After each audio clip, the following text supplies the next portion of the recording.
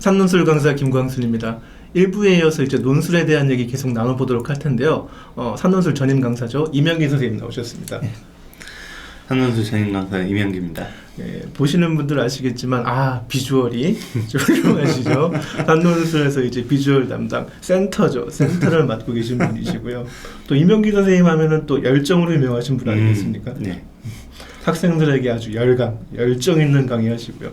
근데 최근에 보면 학부모 상담도 되게 이제 열정적으로 하시더라고요. 네. 제가 논술과 관련해서 많은 얘기들을 이제 직업적으로 듣고 사는데 듣다 보면은 이제 잘못된 얘기들이나 좀 잘못 알고 계시는 부분들을 보면 제가 이렇게 성격이 아직 좀 욱한 게 있어가지고 그런 게 좀 드러나는 것 같습니다. 네, 그렇죠. 이명기 선생님 하시면 이렇게 논술과 관련된 오해들을 이제 좀 싫어하시고 그런 걸 만나면은 없애고 바로 잡아드리기 위해서 이제 노력하는 성실한 선생님은 정평이 나 있는데요. 오늘 이 이명기 선생님 모시고 논술 누가 어떤 식으로 준비를 해야 되는지에 대한 얘기를 좀 나눠보려고 해요. 이제 일부 영상 보시고 오신 분들은 다들 공감을 하시겠지만 논술 전형이 실제로도 꽤 많이 뽑습니다. 그 다음에 학생들이 도전할 만한 전형이구나 라는 생각들을 이제 어머니들이 하셨을 텐데 이제 실제 걱정이 되시는 건 이런 거거든요. 논술 전형 그래 그런 거야. 근데 우리 애가 해도 되나? 사실 이게 걱정 아닙니까? 그럼 이명기 선생님 논술은 대체 어떤 학생이 해야 되는 겁니까? 논술을 준비해야 되는 학생들은 표를 준비하는 게 있으니까 같이 보시면서 말씀을 나누시면 좋을 것 같습니다. 심원 선생님께서도 말씀을 잘 해주셨지만 목표가 그러니까 어느 대학이든 가도 괜찮다 그러면 굳이 이제 논술을 할 필요가 없고요. 저희가 얘기하는 소위 이른바 상위 10개 대학이라든가 15개 대학이라든가 인서울 명문대학교를 가는 학생들이 1차적인 대상이라고 보시면 됩니다. 그러니까 좀 이제 좋은 대학을 꼭 가고 싶다. 그동안 해온 공부가 아깝다. 이런 생각을 하는 학생들. 네, 그게 이제 1차적인 대상이고 두 번째로는 본인이 분발하는 게 제일 중요하지 않겠습니까? 그런데 이제 또 조건이 그런 학교들을 가고 싶다는 의지와 이 열망은 많은 학생들이 가지고 있는데 일종의 고등학교 2학년이 끝날 때까지 조건상 애초에 진입이 좀 힘들어진 학생들이 있어요. 그렇죠. 예를 들어서 이제 내신이 2점 후반대를 넘어간다거나 아니면 자기 수능이 평균 한 2점 중반 이하로 나오고 있다면 고3 1년 만에 그 부분을 역전시켜가지고 상위권 학교를 가는 게 쉽지 않기 때문에 이 학생들은 논술을 준비하는 게 굉장히 유리하다고 볼 수 있습니다. 그 2점대 내신이 넘어가는 학생들, 중후반 넘어가는 학생들, 수능 성적은 어떤가요? 수능은 보통 이제 인서울 아랫 라인 제일 마지노선이라고 보는 학교들이 이제 경기대 정도 되는데요. 그 학교들이 아까 233, 23 정도? 그 정도 라인들이면 인서울을 그때부터는 이제 수능으로 가는 게 가능하지만 그 이하면 인서울을 가는 게 또 쉽지 않고 또 자기 목표가 중경외시 이상이다 그러면 또 그 수능 성적으로는 또 가는 게 쉽지 않기 때문에 이 학생들 그러니까 평균 등급이 한 3등급 이하 정도 되는 학생들이라면 논술을 병행해서 준비했을 때 최저 등급 조건만 맞추면 중경외시 이상, 성대, 서강대, 중앙대, 이화여대 이런 학교들까지 지원하는 게 가능하기 때문에 그런 학생들도 준비해 보는 게 도움이 되죠.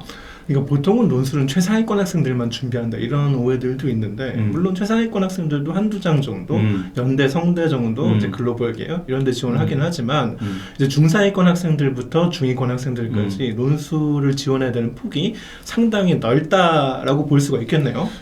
오히려 요즘 논술 전형은 과거에 이제 이 서울대도 있고 고려대도 있고 할 때는 상위권들이 좀 많이 준비하는 전형이었다면은 요즘에는 평균 정시 등급 2.5에서 3.5, 4.5 되는 학생들에게 훨씬 더 기회의 문이라고 볼 수 있어요. 그 학생들이 논술 준비를 했을 때 좋은 결과를 얻을 가능성이 훨씬 더 커집니다. 근데 이제 기회의 문이라는 말씀도 하셨는데 이렇게 기회의 문이 넓은 거는 알겠는데 정말 우리 애한테도 기회의 문이 넓냐 이거거든요. 왜냐하면은 이제 어머니들이 집에서 우리 아들, 우리 딸 보면은 이제 뭐 공부 안 하는 것 같거든요. 뭐 맨날 이제 게임이나 하고 핸드폰이나 하고 있고 뭐 글을 제대로 써본 적은 당연히 없고 뭐 책도 많이 읽어보지도 않았고 이런 생각들을 많이 하거든요. 즉 우리 애가 국어도 못하고 책도 안 읽은 애가 논술 봐서 가능성이 있겠어? 이런 생각들을 좀 하신단 말이죠. 이 부분에 대해서는 이제 결국 이 선생님께서 저에게 해주신 질문을 이렇게 정리할 수 있을 것 같아요. 논술을 하려면 글쓰기 재능이 있어야 되는 거 아니냐. 예, 이런 말씀으로 이해가 되는데, 이제 걱정을 일단 안 하셔도 되는 게 첫 번째가, 이 글쓰기 재능이 모든 학생들이 없어요. 이게 불행이라면 불행인데, 그렇죠. 다행이라면 참 다행인 게 1년에 한두 명 보내요. 예, 그래서 이렇게 우리나라는 교육 과정에 글쓰기를 체계적으로 가르치는 과정이 없기 때문에 누구도 이제 글쓰기를 제대로 접한 적이 없다. 네. 그리고 이제 사실 학부모님들도 그렇고 학생들도 그렇고 상대평가라는 걸 아직 잘 모르세요. 이게 이제 무슨 뜻이냐면, 수능이 상대평가여서 등급이 나가는 거긴 한데 이 성격 자체는 절대평가에 가깝거든요. 왜냐면 국어도 대략 1등급 컷이 97점 전후로 이렇게 정해져 있고, 그래서 진짜 상대평가라는 게 뭔지를 이제 잘 못 느끼시는데, 모두가 그렇게 글쓰기 능력이 없는 상황에서 자신이 어느 정도라도 남들보다 조금 더 잘 쓰는 글을 쓰게 된다면 합격 가능성이 있는 것이 논술이라고 생각할 수 있습니다. 그러니까 뭐 엄청난 문학적 재능을 뽐내는 애들을 뽑겠다는 시험이 그렇죠. 애초에 좀 아닌 맛이 있네요. 예, 그렇죠. 대학교 입장에서도 채점이 가능해야 되기 때문에 그렇습니다. 정량화할 수 있는 시험 문제가 나오고, 이 말은 곧 답의 방향성, 이런 것들이 정해져 있는 시험이고, 그 방향성에 맞는 답은 충분히 훈련을 통해서 잘 쓸 수 있어요. 예. 그게 제일 중요한 부분이라고 생각이 됩니다. 네, 그렇습니다. 사실 우리 애들이 뭐 글 안 읽는다 하지만 알게 모르게 글을 엄청 많이 읽어요. 네, 뭐 그렇죠. 수능 공부하면서 사회 공부도 하고 국어 공부도 하면서 지문 자체는 많이 읽거든요. 이제 그 능력을 잘 소화시킬 수 있게끔 공부를 잘 배우기만 하면 누구나 합격선까지는 논술 실력을 키울 수 있다. 예, 저희가 처음 논술을 접하는 학생들이랑 대화할 때 제일 많이 듣는 얘기가 뭐냐면, 애들이 처음에 몇 번 논술을 써봤을 때 이거 무슨 얘기인지는 알겠는데 뭐라고 써야 될지 모르겠어요. 이 말을 정말 많이 하거든요. 근데 실제로도 학생들이 제시문 독해라든가 출제 의도를 어느 정도 이해는 하고 있는데, 이거를 언어적으로 표현하는 게 습관이 안 되었으니까 못하는 거거든요. 근데 이 부분을 집중적으로 연습을 하면 확실히 좋아지는 거죠. 그리고 변별력이 생기고 그게 합격할 수 있는 정도 수준까지 됩니다. 예. 또 이렇게 말씀을 들으니까 약간 이제 오해 눈이 이제 안개가 좀 거치는 느낌이 조금 있어요. 모신 김에 좀 몇 가지 오해를 좀 더 짚어보려고 하는데요. 이제 많이들 학부모님들이 특히 물어보시는 게 이런 얘기가 있습니다.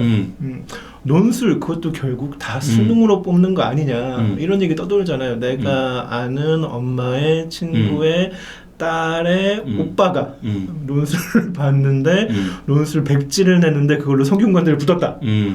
이러니 뭐 논술 글이라는 거 평가도 못하는 거고 딱 운으로 되는 거 아닌가, 이런 식으로 생각들을 좀 하시는 것 같아요.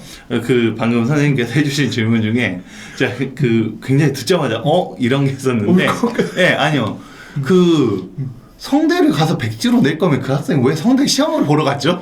그러니까 이게 제일 문제 아닌가요? 그러니까 이제 학생들이 보면 왠지 자기가 정시나 뭐 학종 같은 걸로 더 좋은 학교를 특히 상위권에서 갈 수 있었는데 논술 시험을 보러 가게 된 상황 자체가 조금 부정적인 상황이고, 그리고 가서 정말 열심히 써서 이 학교 붙었어 그러면 요즘 학생들 말로 소위 간지가 안 나니까 좀 이렇게 표현이 좀 안 좋았는지 모르겠는데, 이게 약간 좀 그런 식으로 자기를 조금 더 포장하기 위해서 하는 말들에서 논술에 대한 많은 그런 어떤 왜곡이나 이런 것들이 좀 일어나는 게 아닌가 싶고요.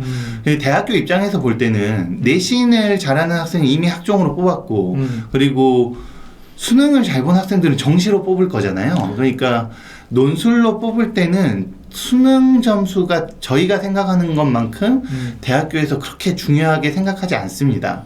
그러니까 전산으로 이제 교수님들이 다 채점을 해놓으시면 정부에서 수능을 본 다음에 교육과정평가원에서 이렇게 각 학교별로 점수를 싸주잖아요. 그러면 거기서 전산으로 최저 조건을 맞춘 사람하고 못 맞춘 사람이 자동으로 구분이 돼요. 근데 이거를 수능 점수를 반영해서 뽑겠다라고 한다면 입학처 관계자나 교수님들이 법을 어기고 몰래 그 전산에 접속을 해서 가중치를 주고 이 리스트를 바꿔서 합격을 시킨다는 거거든요. 근데 그런 일은 저희가 상식적으로 생각해봐도 일어나기가 어렵죠. 예. 그러니까 결국 수능이라는 거는 네. 최저 조건을 충족했느냐 못했느냐를 네, 그렇죠. 넘는 판별 기준 네, 다밖에는 안 되는 건데 네. 그거를 뭐 어떻게 반영될 여지가 이제 아예 없는 거네요. 그래서 저희 학원생들, 이제 합격생들을 보여드리면 이제 애들 성적이 이렇습니다. 네. 이거 좀 증거로 우리가 보여드릴 수 있을 것 같은데. 근데 이제 이게 약간 이제 그 저희가 이제 보여드리기 위해서 조금 좀 잘된 케이스들 조금 더 골라온 것도 있긴 하지만 저희 합격 수기를 보시면 그 합격생들의 수능 점수를 보시면 이런 케이스들이 아주 예외적인 케이스가 아니라 대다수의 경우예요. 정말로. 그러니까 겨우 수능 최저 조건만 맞추고 논술이 잘 돼서 합격한 경우가 저희가 해마다 거의 150명 이상씩 보고 있기 때문에 네. 예, 뭐 이거는 저희가 경험적으로 이미 검증이 끝난 거. 예, 수능 점수는 반영이 뭐 어떤 변별의 네. 조건이 아니라는 걸 충분히 확인할 수 있습니다. 그렇죠. 이거 35311이 수학 5 나온 애가 외대 붙고요. 이게 예. 이제 뭐 사실 수능으로 뽑았다면 아예 불가능한 일이 되겠죠. 제가 지금 눈에 띄는 것 중에 저 453 학생은 네. 정말 기적입니다. 저거는. 그렇죠. 예, 저거는 거의 이제 서울권 근처로 오기가 힘든 저런 점수대가 나왔음에도 여대 두 군데를 서울에 있는 여대 두 군데를 저렇게 논술로 붙였다는 건 정말 좋은 결과인 거죠. 그리고 이제 학부모님들이 이제 요표 학생들도 요표 보실 때 지금 특기할 만한 게 애들이 일이 있어요. 있는데 다 사회탐구에 있죠. 예. 그걸로 날카롭게 수능의 최저 반만 넘겨서 글을 잘 써서 합격을 했다. 예. 그래서 선생님 방금 지적해 주신 부분이 굉장히 그 좋은 부분이라고 생각하는데 그러니까 논술을 준비하는 학생들은 수능 과목에서도 어떤 비중으로 자기가 최저를 맞추는 전략을 짤지도 굉장히 중요한 부분인 것 같아요. 예. 근데 이제 또 그러면 이제 수능은 그렇구나 알겠어. 근데 이제 수능 다음에는 내신이 있잖아요. 네. 그래서 이렇게 생각하시는 분들이 꽤 많아요. 이건 학부모님들뿐만 아니라 학생들도 많이 물어보는 건데 논술은 내신이 좋아야지 붙는다. 논술 당락도 결국 내신이 좌우하는 거 아니냐. 이런 생각들도 많이 하시거든요. 이런 생각은 충분히 가지실 수 있다고 제가 생각이 돼요. 왜냐면 그 수시 모집 요강 같은 조건들을 보면 그 대학들이 논술 70에 내신 30 이런 식으로 그 반영 비율을 30%, 20%, 40% 정도씩 두고 있거든요. 네. 그러니까 이제 학부모님들이나 학생들이 보기에 내신이 이렇게 중요하구나. 그렇죠. 40%라니. 네, 그렇게 생각하시기가 좋은데 이제 실례로 경희대 같은 경우를 예로 들면 경희대가 이제 1000점 만점이라고 했을 때 논술이 70%니까 700점이고 내신 학생부가 30%니까 300점이 들어가는 거거든요. 그렇죠.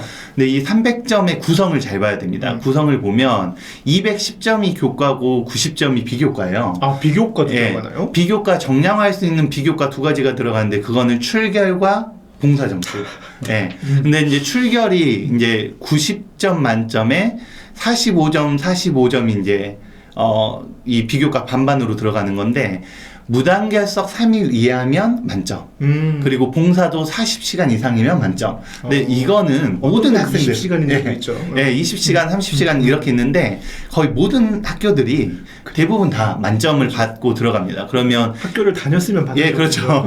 이거 혹시 감점이 있더라도 1점에 저희가 1, 2점 넘어가는 감점 본 적이 없어요. 거의. 네. 네, 그래서 이 정도니까 300점 만점에서 일단 90점을 만점을 먹고 들어가는 거고 그럼 이제 교과 210점 1등급이 1.00부터 1.99까지가 이제 1등급이고 그게 210점 만점인데 그런데 2등급으로 내려가면 210점에서 180점, 150점 이렇게 떨어지는 게 아니고요. 210점에서 208점. 네? 208점. 3등급으로 내려가면 뭐 206점 뭐 이런 식으로 1, 2점씩 1000점 만점에 1, 2점씩 까이는 구조예요. 이거 100점 만점으로 따지면 0.1점. 예, 0.1점, 1점이 채 안 되는 거죠. 그렇죠. 예. 그리고 아주 이런 경우에 극단적인 학교가 이제 서강대인데 서강대 같은 경우는 1등급에서 8등급까지의 점수 차가 100점 만점으로 환산했을 때 전체 점수 차가 0. 몇 점 차이가 나지 않아요. 1점도 차이 안 돼요. 예. 8등급이어도. 그래서 이제 이런 얘기를 저희가 이제 학생들한테 해주면 애들이 놀래죠. 처음에 이제 6대4 40점인데 5등급 몇 점 받을 것 같아요. 그럼 20점이요. 그러거든요. 근데 이제 5등급 이제 100점 만점에 1점 정도밖에 안 깎이니까 내신으로. 이거는 대학교 입장에서 이해해 볼 필요가 있는데 상위권 학교들 같은 경우에는 일반고 학생들도 오지만 자사고 학생들도 오고 그렇죠. 외고 학생들도 오고 특목고나 이제 뭐 자율형 사립고 같은 데서도 오기 때문에 이미 학종으로 내신이 좋은 학생들은 뽑아갔고 그리고 나중에 수능 잘하는 애들은 정시로 뽑을 예정이니까 굳이 논술 전형에서 내신이 좋은 애들을 걸러야 할 필요성을 못 느끼는 거예요. 예를 들어서 이제 상위권 외고 내신 5등급 정도 되는 학생들이 학종으로 어디를 안 갔는데 내신은 조금 안 좋지만 굉장히 똑똑한 학생일 수 있잖아요. 그렇죠. 이런 학생들을 논술로 뽑고 싶다면 내신 반영 비중을 올리면 못 뽑는 거죠. 대학교 입장에서는. 예, 이렇게 이해하시면 될 것 같습니다. 그렇군요. 그러면 이제 논술 전형이라는 게 수능도 뭐 그렇게 최저만 맞추면 되고 내신도 뭐 그렇게 많이 들어가지 않는데 대체 논술로 붙었다는 애들은 왜 이렇게 주변에서 보기 어려운지 왜 다들 못 붙고 떨어지는 겁니까 대체? 그거는 이제 이 논술 평균 경쟁률이 한 40대 1 정도라고 생각을 하는데요. 평균 레벨은 그 정도 되는데 그러면 합격 가능성이 이 평균으로 따지면 2.5% 정도의 이 확률로 따지면 2.5% 정도 그렇게 되는 거잖아요. 근데 그러면 97.5%의 학생들을 못 붙는 전형인 게 맞아요. 그러니까? 그러니까 당연히 불합격자가 다수인 건데, 근데 여기 사실은 이제 경쟁률의 실체가 어떠한가를 저희가 조금 이해할 필요가 있습니다. 그러면 그 붙는 2.5, 이 2.5는 왜 붙는 겁니까? 일단은 준비를 많이 한 학생들이라고 봐야 되는 거죠. 말하자면 논술 공부를 좀 한 애들이 2.5 안에 들어간다. 그리고 이제 그 수가 워낙 소수이기 때문에 그 소수 안에서도 또 100% 합격하는 건 아니니까 주변에 분포해 있을 확률이 굉장히 낮아지는 거예요. 저희가 애들한테 물어보잖아요. 학교에서 논술 공부하는 애들 봤냐고. 맞아요. 그럼 다 못 봤다고 그러고요. 선생님도 그러실 텐데 저희 반도 학교생들을 보면 자기 학교 개교 이래로 자기가 처음이었다. 뭐 저희 지역에서 내가 최초다, 유일하다, 뭐 이런 경우가 굉장히 많은데, 근데 저희 학원에는 그런 애들만 100명 이상 모아놓은 거죠. 그렇습니다. 그러니까 이런 차이가 격차가 있는 거라고 생각이 듭니다. 그러면 이제 아까 경쟁률 말씀도 하셨는데, 그러면 결국은 떨어지는 애들이 97.5%야. 그러면은 이거 도전 가능성이 없는 거 아닙니까? 일단 이제 제가 아까 말씀드릴 때 그 경쟁률의 실체를 보는 게 중요하다고 얘기를 했는데요. 일단 자기 조건이나 점수에 맞지 않는데 자기가 그냥 이 현실적으로가 아니라 희망하는 학교를 쓰는 학생들이 너무 많아요. 연대 한번 써봤다.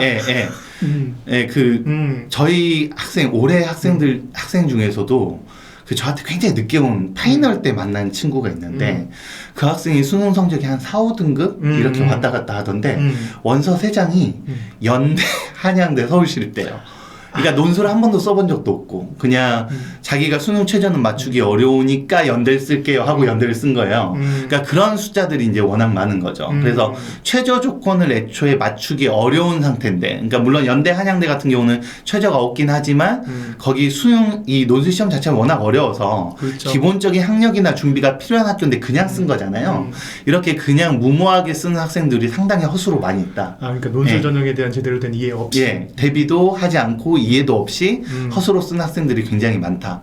그래서 일단 명목 경쟁률에서 수능 최저 조건을 맞춘 실질 경쟁률만 가더라도 원래 경쟁률에서 한 2분의 1에서 3분의 1 정도까지는 이 경쟁률이 줄어듭니다. 논술 경쟁률하면 평균적으로 한 40대 1 정도가 되잖아요. 그 중에서 한 반 또는 많게는 3분의 1이 그렇죠. 실제 시험장에 못 나온다. 그렇죠. 그래서 40대 1인 경우에는 실질 경쟁률이 20대 1 이하로 거의 떨어진다고 보시면 돼요. 15대 1까지도 떨어질 것 같은데요. 저희가 이제 올해 입시를 준비하기 위해서 이제 학생들하고 학부모님들에게 배포한 자료인데 이게 2020학년도 그러니까 작년에 이화여대 최종 경쟁률입니다. 요 표를 보시면 경영학부가 31대 1이에요. 근데 이제 이화여대 같은 경우는 최저를 못 맞추는 학생들이 상당히 많은 편입니다. 그래서 3분의 1 정도만 살아남게 되는데 그러면 이제 실질 경쟁률이 10대 1로 떨어지게 되는 거죠. 그 완전히 너무 좋은 거죠. 그렇죠. 이제 더 나아가서 밑에 사회복지학과 같은 경우는 5대1이에요. 네, 5대1, 6대1 정도 된다고 봐야 됩니다. 아까 이제 97.5%가 이제 떨어지게 그냥 단순 한술로만 해도 수능 최저 조건에 맞춰. 그러니까 원서를 자기 조건에 맞게 잘 쓰는 게 굉장히 중요한 건데 자기가 수능 최저 조건에 맞출 수 있는 학교들에 적절하게 원서를 넣는다고 한다면, 그러니까 논술 실력이나 이런 부분을 제외하더라도 실제로는 10대 1 이하의 경쟁률에서 붙을 수 있는 학교들이 굉장히 많이 있는 거죠. 그럼 이제 그런 부분들을 잘 고르는 게 되게 중요하겠네요. 네, 그 1차적으로 이제 중요하고요. 그리고 이제 여기서 한 번 더 들어가야 돼요. 그 선생님 말씀하신 데서 한 번 더 경쟁률을 더 들여다볼 필요가 있습니다. 아, 네. 예, 한 단계 더 안으로 이제 파고 들어가면 30대 1 경쟁률이 이제 수능 최저 조건을 맞춘 학생들을 뺐을 때, 실질 경쟁률로 갔을 때 15대 1에서 이제 10대 1 정도가 되는데요. 네. 몇 년 전에 성균관대에서 자기 학교 이제 시험 보러 온 학생들을 대상으로 설문을 한 적이 있어요. 어떤 설문이었냐면, 우리 학교 시험을 보러 오기 전에 우리 학교 기출 문제를 한 번이라도 풀어본 적이 있느냐?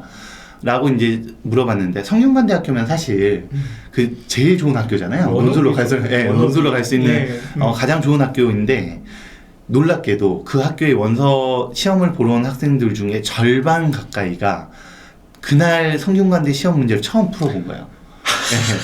그러니까 성균관대 같은 경우는 특히 선생님도 너무 잘 아시지만 거의 10년 이상을 비슷한 패턴의 문제가 반복적으로 계속 나오는, 그렇죠. 정형화된 패턴의 학교거든요. 그렇습니다. 근데 그런 학교들은 문제가 어떻게 나올 거라고 충분히 예상이 되기 때문에 집중적으로 그 학교 기출문제를 연습한다면 합격 가능성을 상당히 높일 수 있어요. 그렇네요. 그럼에도 불구하고 그날 처음 성균관대에 가서 시험을 봤다는 거는 정말 아무런 대비가 그렇죠. 돼 있지 않은 상태에서 시험을 본 거고, 그런 학생들이 이제 시험장 가면 그 봉투에 쌓인 그렇죠. 이거 사가지고 뜯어서 읽고 한번 읽어보고 뭐 이제 그 너무 저희가 보기에는 약간 이렇게 퀄리티가 높지 않은 그런 자료들, 그야말로 대비가 안 된 상태로 보는 학생들이 너무 많네요. 그런 학생들이 있다고 한다면 사실 그런 그룹에서는 그 죄송한 얘기인데 합격자 나오기가 쉽지 않아요.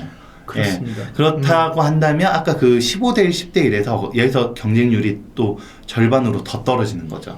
그러면 5대 1에서 7대 1. 저는 저희 학원에서 준비하는 학생들이 시험장 갔을 때 실제로 부딪히는 경쟁률은 5대 1에서 7대 1 수준이라고 보여지고, 그렇습니다. 그랬을 때 그러면 산술적으로만 계산해도 합격 가능성이 10%인 거잖아요. 네.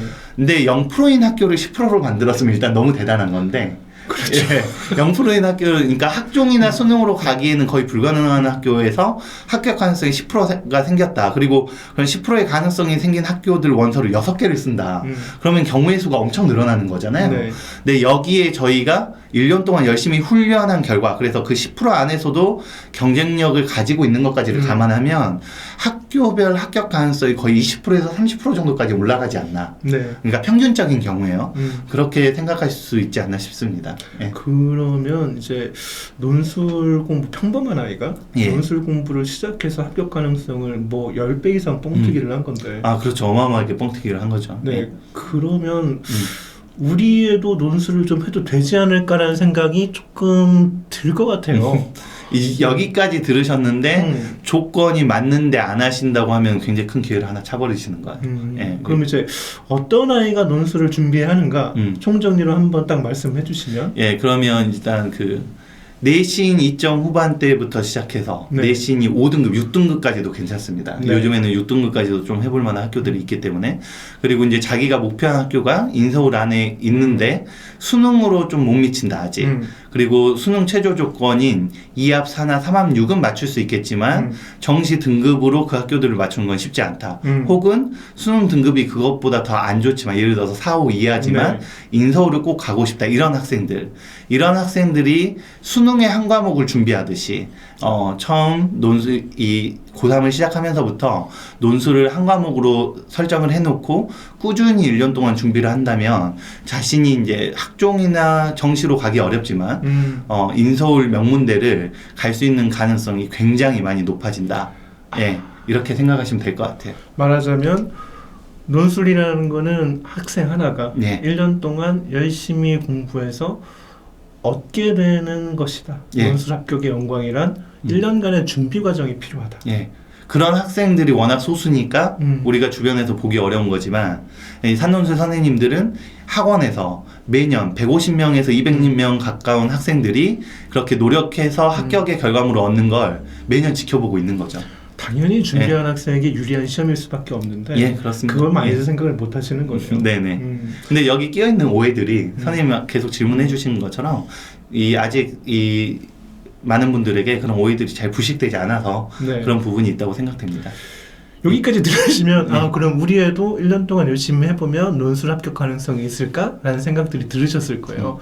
이제 중요한 거는 그 1년을 어떻게 보내느냐 아니겠습니까? 예. 그래서 논술 어떻게 준비해야 될지에 대해서 잠시 후에 심원 선생님 모시고 조금 더 말씀 들어보도록 하겠습니다. 예. 임명근 선생님 나오셔서 감사합니다. 감사합니다.